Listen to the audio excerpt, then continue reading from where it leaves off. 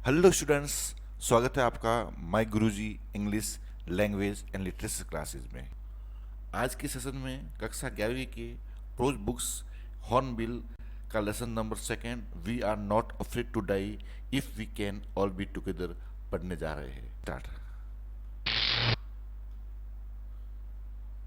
Students, आज का session आपके लिए बहुत ही इम्पोर्टेंट होने वाला है। इसमें हम एग्जाम की दृष्टिकोण से पूछे जाने वाले सभी इम्पोर्टेंट क्वेश्चंस कवर करने जा रहे हैं। पहला क्वेश्चन है, from where did the ship sail for the voyage. यानी कि शिप ने कहाँ से यात्रा शुरू की थी, समुद्री यात्रा शुरू की थी। From where did the ship sail for the voyage. Answer इसका देखते हैं, प्लेमाउथ इंग्लैंड। यानी कि समुद्री यात्रा करने के लिए नौकायन शुरू हुआ था प्लेमाउथ इंग्लैंड से। नेक्स्ट क्वेश्चन देखते हैं, why did the author decide to go for around the world voyage. यानी कि ऑथर ने क्यों निश्चय किया था कि वह राउंड दी वर्ल्ड यानी कि संसार के चारों तरफ वोयाज यानी समुद्री यात्रा करे। यानी ऑथर ने समुद्री यात्रा करने का क्या निश्चय किया था। आंसर देखते हैं स्टूडेंट, इसका आंसर हो जाएगा to duplicate the voyage made 200 years ago by captain James Cook. यानी कि जेम्स कुक एक सी वोयाजर थे, एक समुद्री यात्रा करने वाले थे। उन्होंने 200 साल पहले संसार के चारों तरफ सी जर्नी की थी, तो उसको डुप्लीकेट करने के लिए इन्हें यानी कि उसकी कॉपी करने के लिए उन्होंने वापस यात्रा की थी। नेक्स्ट है, what was the occupation of the author. यानी कि ऑथर का ऑक्यूपेशन क्या था, यानी व्यवसाय क्या था। इसका आंसर हो जाएगा बिजनेसमैन। यानी कि ऑथर और उसकी वाइफ दोनों ही व्यवसाय में जुड़े हुए थे। नेक्स्ट है, what was the name of the ship of the author.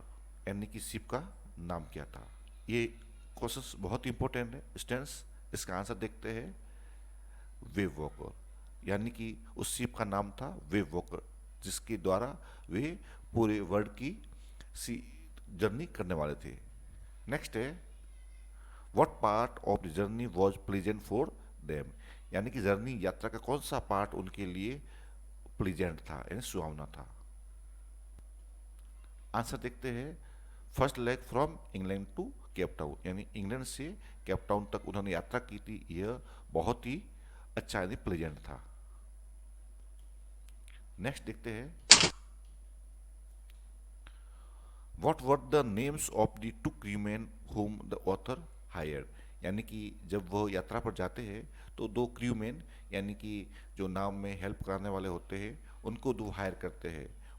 उनके नाम क्या थे? उनके नाम थे, एक का नाम था लैरी विजिल एंड दूसरे का था हर्ब सेजलर थे। लैरी विजिल और हर्ब सेजलर। नेक्स्ट है, why did the author hire the two crewmen. उन्होंने दो क्रूमैन को क्यों हायर किया। आंसर देखते स्टूडेंट्स, इसका आंसर था to help tackle one of the worst roughest seas, the southern Indian ocean. यानी कि ये लोग यात्रा कर रहे होते हैं तो दक्षिण हिंद महासागर जो कि संसार का सबसे खतरनाक सी है, उसमें आने वाली मुसीबतों का सामना करने के लिए उन्होंने इनको हायर किया था हेल्प लेने के लिए। नेक्स्ट है, when did the waves start getting gigantic. Gigantic का मतलब होता है विशाल का है, यानी कब समुद्र की लहरें जिग्नेटिक यानी विशाल का होना शुरू हुई। आंसर देखते हैं, जनवरी 2 यानी कि 2 जनवरी को जब उनकी यात्रा में उनकी समुद्र की लहरें विशाल होने लगी थी। नेक्स्ट है, what did they do to slow down the boat in the storm. यानी कि उन्होंने क्या किया तूफान में अपनी बोट को स्लो डाउन करने के लिए, उनकी बोट की स्पीड कम करने के लिए उन्होंने किया था, ड्रॉप्ड द स्टॉर्म जीप। यानी कि तूफान को रोकने के लिए जो जीप होती है वो, एंड लेस्ट ए हैवी मूरिंग रोप। और उन्होंने भारी रोप बांध ली थी। नेक्स्ट क्वेश्चन देखते हैं, what was the first indication of disaster, यानी आपदा का प्रथम संकेत क्या था? आंसर इसका हो जाएगा अराउंड 6 PM, 6 बजे के आसपास, व्हेन विंड्स ड्रॉप्ड, हवा जब बंद हुई, एंड स्काई ग्रीव डार्कर, हवा कम हो जाती है और आकाश है वो गहरा हो जाता है। नेक्स्ट है, what happened after the first indication of the disaster, यानी कि क्या हुआ प्रथम संकेत मिला था डिजास्टर का, यानी कि आपदा का, उसके बाद में क्या होता है? आंसर इसका देखते हैं, अ वेव अपीयर वर्टिकल, यानी कि लंबवत एक वेव दिखती है, and almost twice the height of other waves, और यह वेव थी जो लगभग दूसरी वेव से लगभग दोगुना थी। नेक्स्ट क्वेश्चन है, how did the explosion affect the ship, यानी कि विस्फोट ने कैसे शिप को प्रभावित किया? आंसर क्या हो जाएगा, a torrent of green and white water broke over the ship, यानी कि एक्सप्लोजन होता है वाटर का, तो एक तेज वाटर की धार आती है और ग्रीन और वाइट कलर की होती है, और शिप को ब्रोक ओवर कर देती है, तोड़ देती है, अंदर आ जाती है। नेक्स्ट है, why did the author accept his approaching death, author ने क्यों स्वीकार किया कि उनकी डेथ है वो अप्रोचिंग हो रही है, यानी उनकी मृत्यु बहुत ही नजदीक है, मृत्यु होने वाली है। आंसर क्या हो जाएगा, he was thrown in the sea, क्योंकि उसको लहर आती है और उसको समुद्र में फेंक दिया जाता है।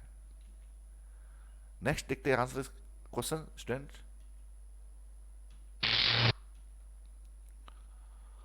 What did the author see when his head popped out of the water, यानी ऑथर ने क्या देखा जब उसका हेड है वह वाटर से बाहर निकलता है, यानी कि जब उसको एक पानी की बड़ी धार आती है और उसको समुद्र में फेंक दिया जाता है, जब वो लहरों में डूबने लगता है और जैसे तैसे मिराकुलसली उसका सिर जब वाटर से बाहर निकलता है, तो वो क्या दिखता है? वो दिखता है, आंसर इसका है, the ship was near capsizing, यानी जो शिप है वह कैप्साइजिंग होने वाला है, यानी कि लहरों की चपेट में आने वाला है। हर मास्ट, इसका मस्तूल ऑलमोस्ट हॉरिजेंटल, और ये लगभग इसका आड़ा हो चुका था, यानी कि जो शिप है वह लगभग डूबने ही वाला था। नेक्स्ट है, what happen to the author's body when he manage to reach the deck, deck का मतलब होता है सी रूफ, यानी सी की रूफ, शिप की रूफ, यानी कि नाव की जो रूफ है उसके लिखा गया है। तो क्या होता है ऑथर की, author's body when he manage to reach the deck, जब वह शिप के रूफ पर पहुंचने को होता है तो ऑथर के साथ क्या होता है, हिज लेफ्ट रिब्स क्रैक्ड, यानी उसकी लेफ्ट वाली रिब्स है पसली क्रैक हो जाती है, mouth filled with blood and broken teeth, और उसके दांत टूट जाते हैं और मुंह में खून आ जाता है।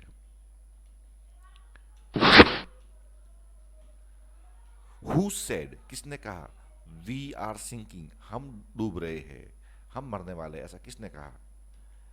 ये कहा था मेरी ने, मेरी इसकी वाइफ का नाम है।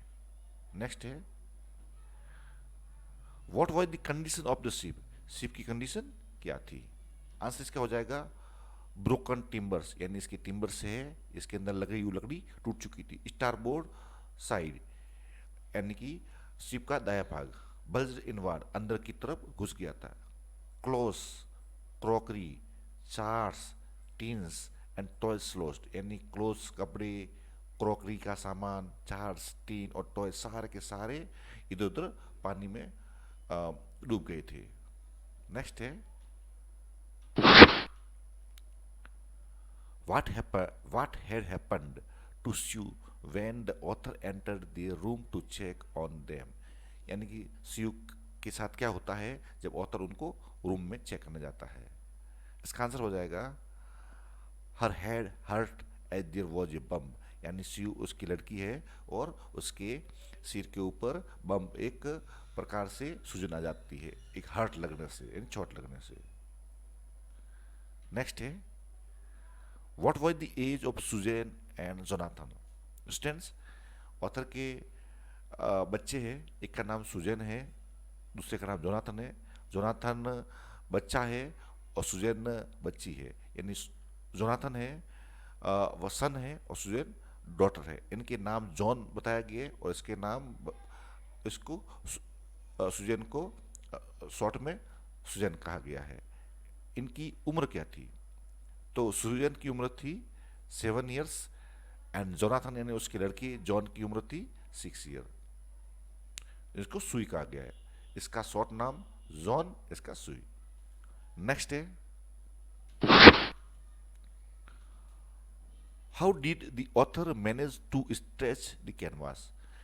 यानी कि ऑथर ने कैनवास को कैसे फैला करके मैनेज किया था, यानी कि जब नाव में होल हो जाता है तो कैनवास को उसने कैसे फैलाया था, कैसे ठीक किया था कैनवास से, उसको कैसे, बाय रिपेयरिंग द होल्स, यानी कैनवास का उपयोग उसने होल को रिपेयरिंग करने में किया था।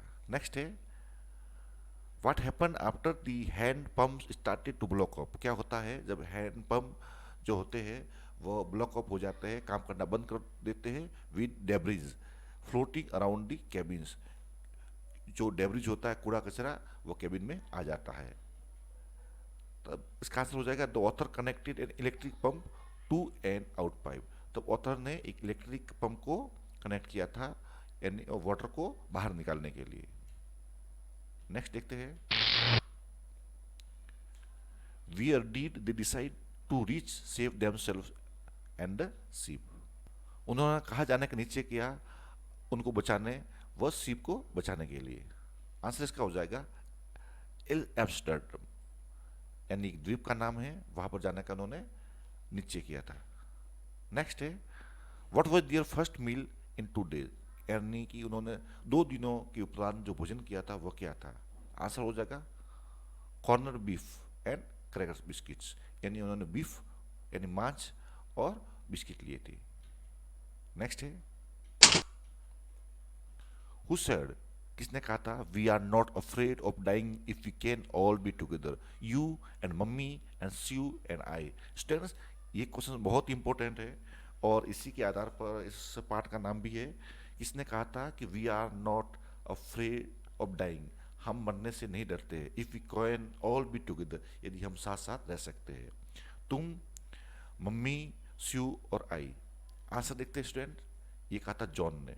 जॉन जिसका नाम जोनाथन है, ये इनका पुत्र है, इसने कहा था कि हम मरने से नहीं डरते यदि हम साथ साथ हैं, मम्मी, स्यू और मैं और आप, यानी फादर के लिए कहा गया है।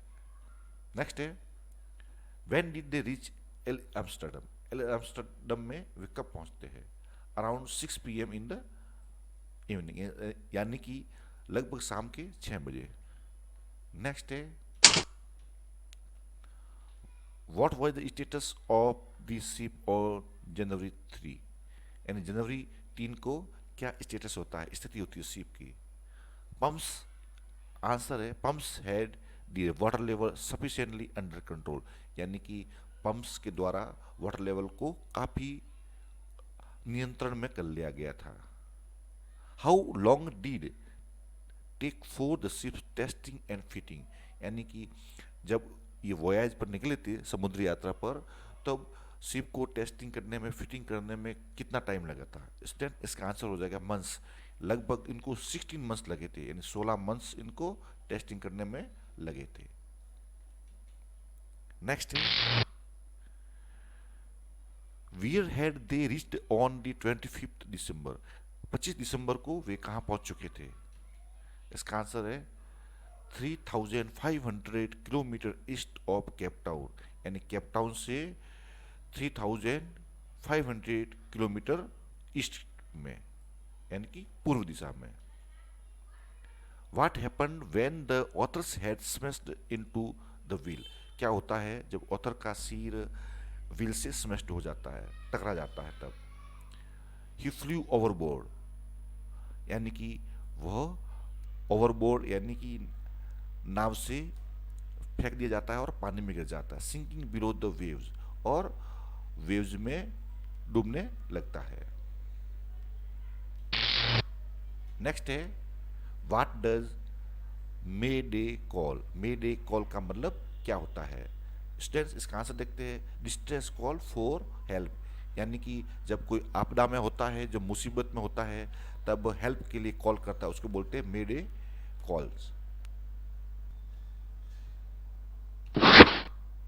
स्टूडेंट्स उम्मीद करता हूँ कि आपको ये लेसन समझ में आ गया होगा।